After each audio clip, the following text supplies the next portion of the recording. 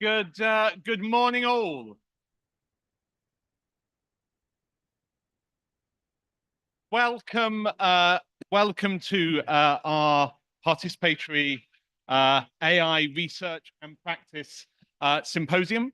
I'm Tim Davies and will be chairing throughout summer today, but I'm going to give our first opening remarks to Pierre, who has been running around the building, making sure we have coffee, poster displays, everything else as our host here at Sciences Po. So over to you, Pierre. Be chairing throughout summer today, but I'm going to give our first opening remarks to Pierre, who has been running around the building, making sure we have coffee, poster displays, everything else as our host here at Sciences Po. So over to you, Pierre. Hello. Thank you very much for making it here this early, even earlier than coffee and tea. Hello. I'm not telling you that right now. You will have to wait for the next break, but there is coffee and tea downstairs waiting for you in the underground cafeteria. So just take those stories all the way down and you just stop before you reach Inferno, right? So this is cafeteria. My name is Pierre. I extend my warmest welcome to all of you to Sciences Po Paris. I am the advisor of the Tech and Global Affairs Innovation Hub of the Paris School of International Affairs. We are an expertise center that is focusing on the intersection between international relations and emerging technologies, digital technologies, but not only. And we have had quite a lot of work regarding the inclusion of civil society in the AI Summit. So over the past few weeks, we've worked a lot to pry open the doors of the summit, first by organizing a double consultation, one that was fully open to any citizens around the world, another one that was really targeting civil society organizations and experts. The results of those two consultations that were performed with the French Digital Council, Symposium, with Make.org, with the Future Society, and with ENS and the AI and Society Institute, which I thank again for the collaboration, are available online. They have been accepted as official inputs into the AI Action Summit.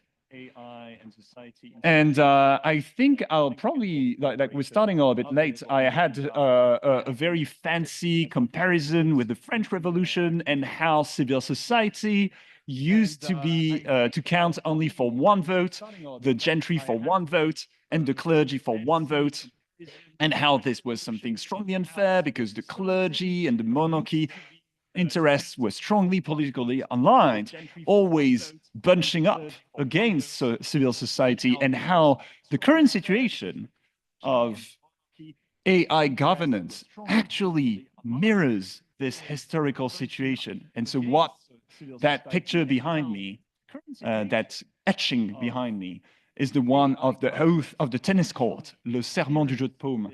So this historical night during which the representative, mostly of the third estate of the civil society, with a couple of supporters from the gentry and from the clergy, roll an oath to overturn this unfair, undemocratic system and put an end to the older regime in France.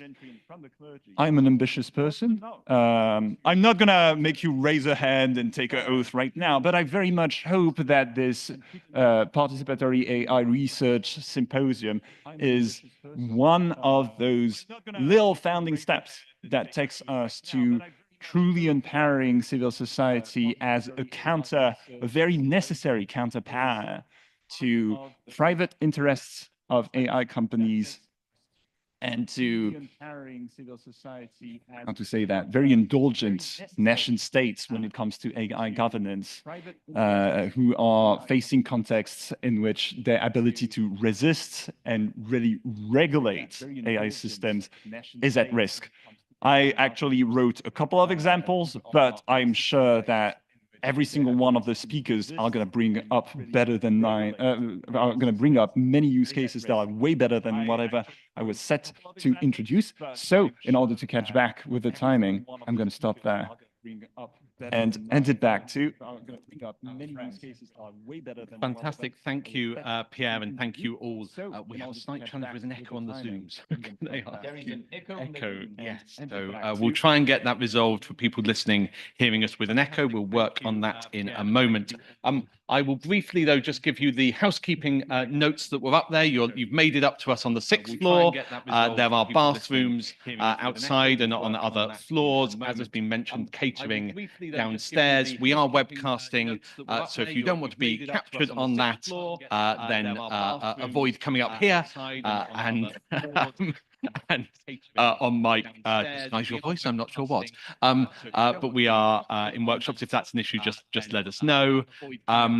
And workshop rooms, just follow the signs downstairs to find those workshop rooms later on. This has been put together by a fantastic program committee who are up here and many other volunteers. So at the start of the day, I will thank them all.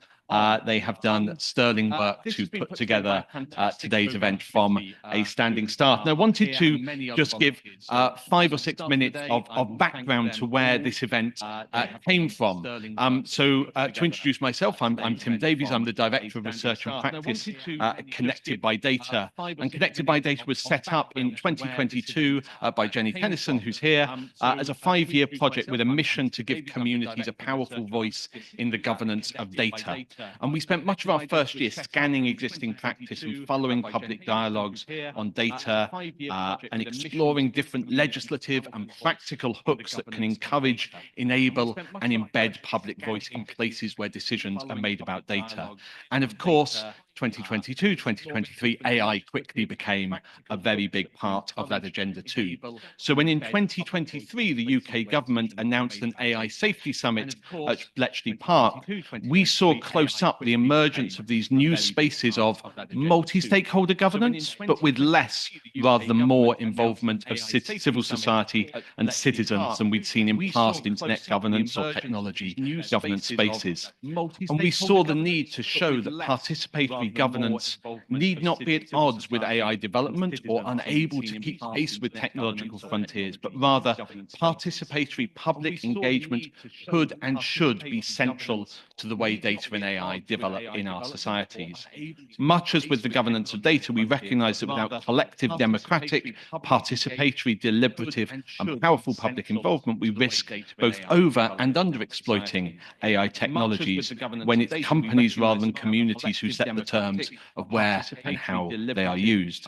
So as Bletchley was taking place, the first in the series of summits that leads us to the AI Action Summit, we put together a small outside intervention, the People's Panel on AI, a deliberative citizens jury that involved 11 sortition selected members of the public from England coming together at the fringe alongside that AI Safety Summit to learn, in many cases for the first time, about AI and to be exposed to the debates around that summit itself. And that deliberative review had a couple of interesting properties. One, we drew on the existing summit, the event that was taking place, as the education component of our deliberation, recognizing that around AI, it's not just the public who are coming up to speed on these issues, but everyone, policy, public alike, and recognizing the value in policymakers and publics drawing on the same evidence when forming their views.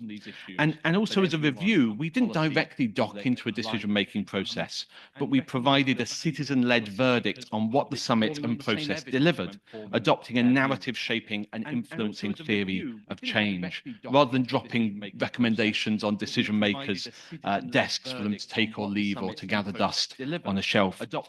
And so by the end of the week, that panel of 11 people have produced 7 recommendations and had put forward a framework for citizen participation at the center of the way we govern AI, with this kind of diagram here, and particularly has called for a genuinely transnational conversation about these technologies with transnational impact. Really interestingly, this group of English citizens saying this needs to be a much more global debate. Genuinely transnational conversation about these technologies. So at the end of 2024, we published a short brief based on our learning from that People's Panel and explored how that deliberative review model could be applied in future AI summits and discussions. But we also set out on another inquiry in partnership with ISWE Foundation to pursue a thought experiment on how global public deliberation could operate. But we also set out on another. And I'm hearing the echo in this room as well. Foundation to pursue a thought experiment on how global public deliberation this could computer operate in the room is putting out sound. Let's try that. Okay, maybe we've solved the echo. Super. So hopefully that solved the echo for those online and for those of us in the room.